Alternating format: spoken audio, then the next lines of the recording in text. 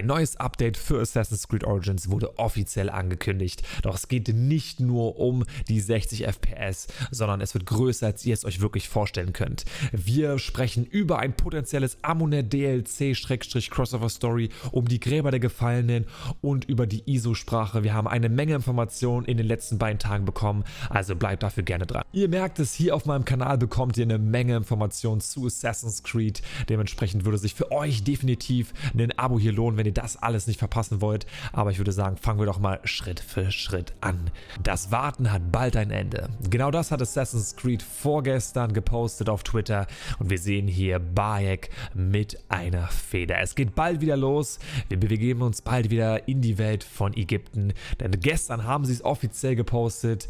Ihr habt lange gewartet, aber nun rufen euch die Winde von Ägypten. Erlebe Assassin's Creed Origins in 60 FPS. Verfügbar für die PS5 und die Xbox Series Konsolen ab dem 2. Juni. Ab dem 2. Juni, nächste Woche Dienstag, könnt ihr als Consoleros 60 FPS Origins genießen. Die PC-Spieler können das Ganze ja schon und ich denke, das ist gerade mal der Anfang von dem, was wir in den nächsten paar Monaten bekommen werden. Wenn ihr wissen wollt, was Ubisoft alles getan hat, um Assassin's Creed Origins wirklich so krass in den Fokus zu setzen, dann checkt gerne mein Video hier oben ab. Da habe ich wirklich eine Menge drüber erzählt. Es gibt noch viele weitere Hinweise, die in den letzten 3 Wochen sogar rausgekommen sind.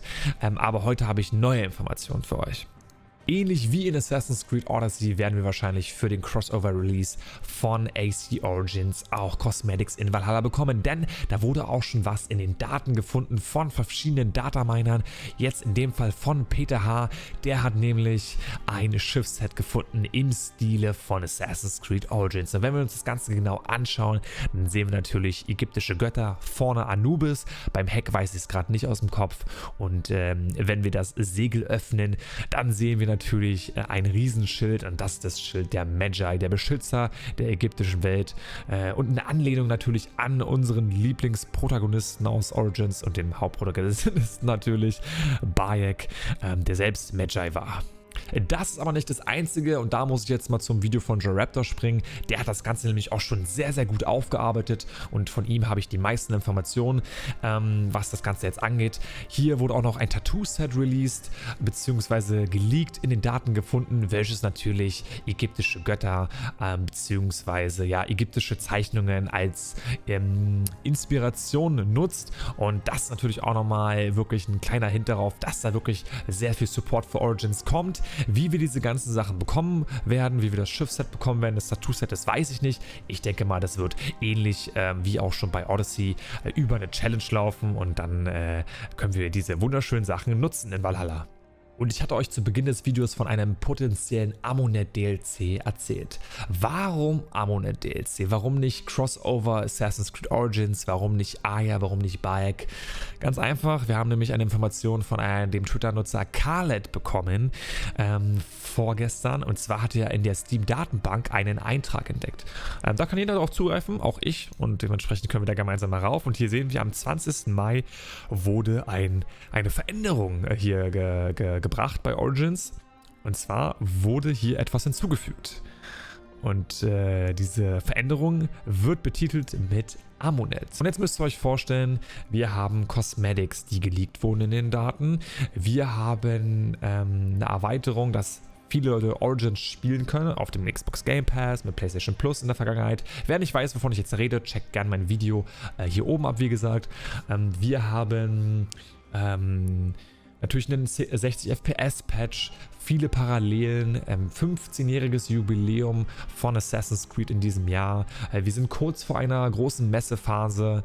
Valhalla ist fast am Auslaufen, in Anführungsstrichen. Das heißt, man braucht wieder ein bisschen Feuer. Ein kommendes Assassin's Creed ist auch eventuell schon in Planung. Also es ist eine perfekte Situation. Wir haben eine Post-Credit-Scene bei der letzten Crossover-Story in Ägypten. Das sind alles Faktoren dafür, dass eine Crossover-Story für Assassin's Creed Origins kommen wird oder ein DLC in irgendeiner Art und Weise. Und deswegen mit diesem Eintrag, der als Amunet bezeichnet wird, bin ich mir ziemlich sicher, werden wir ein DLC bekommen, was sich rund um Amunet dreht. Ich habe leider noch was vergessen und habe das jetzt erst in der Aufnahme gecheckt.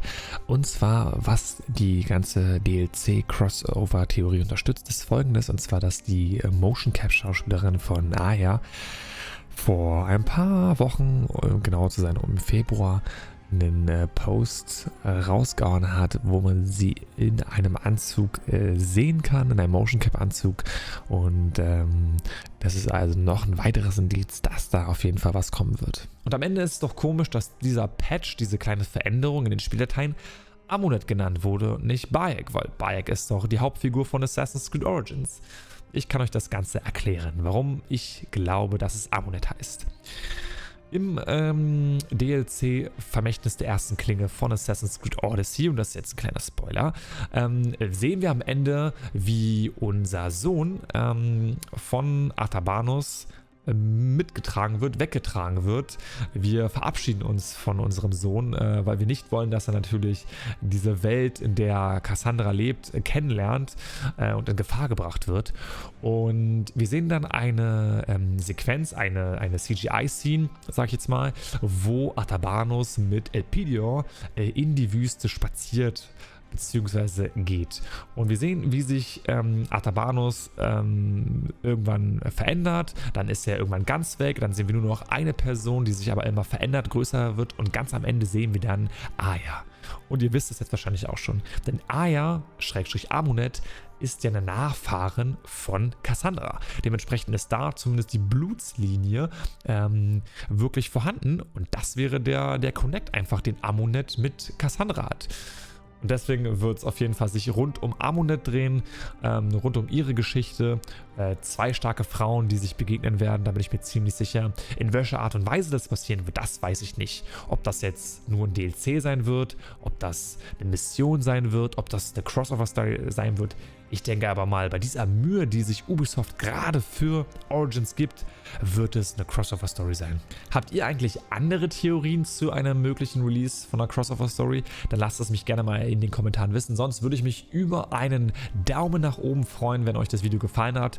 Würde ich mich mega freuen. Euch tut es nicht weh und ihr supportet mich damit mega. Vielen Dank schon mal im Voraus. Aber jetzt müssen wir noch die Frage beantworten, was dann Assassin's Creed Origins mit den Gräbern der Gefallenen zu tun hat. Dafür müssen wir uns den Comic Assassin's Creed Origins Ausgabe 4 angucken.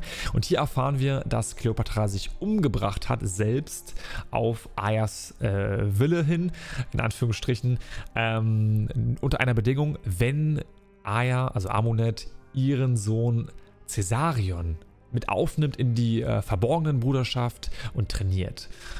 Caesarion ist der Sohn von Kleopatra und Caesar, und der wird jetzt von Amunet trainiert. Und warum ist das Ganze so wichtig? Naja, Caesarion ist in einem Leak sichtbar geworden, der von Pedda entdeckt wurde und von Any Reloads, in Zusammenhang mit den Gräbern der Gefallenen. Es gibt ja noch zwei Gräber, die sind im Süden von England, und in den Leaks haben wir Dialoge, beziehungsweise Pedda und Any Reloads haben Dialoge gefunden, die sich mit Rollo und mit Caesarion auseinandersetzen und die etwas mit den Ruinen, mit den Odin-Runen zu tun haben.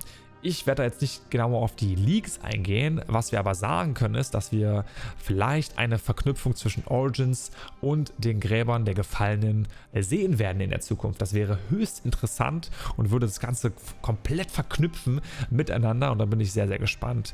Und warum ist das Ganze so wichtig für die ISO-Sprache?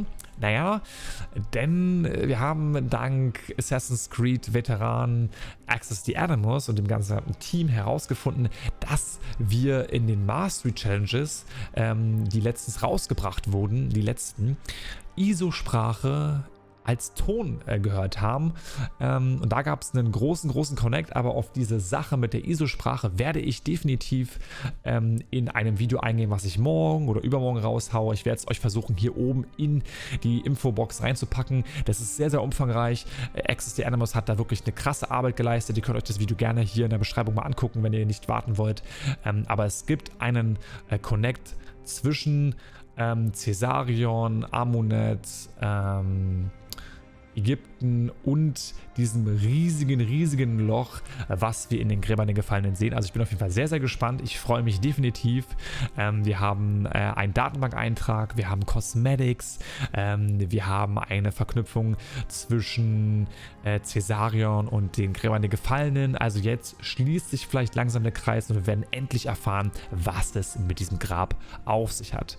Ich bin gespannt, ich freue mich auf jeden Fall. Wir sehen uns im nächsten Video, Freunde. Ich bedanke mich für euren Support. Ich hoffe, das war soweit alles ordentlich erklärt. Sehr, sehr viel Information, aber ich bedanke mich bei euch und wir sehen uns in Origins vielleicht in ein paar Wochen oder Monaten. Bis dahin. Und Eivor bedankt sich natürlich auch, er ist immer noch bei mir. Wenn ihr vor allem die Glocke aktiviert, wenn ihr den Abo-Knopf gedrückt habt. Also, danke. Was? Höre ich da die Glocke? Nice. Jetzt heißt es für euch abwarten und Met trinken. Auf dass wir uns im nächsten Video wiedersehen. Bis dahin, euer Eivor.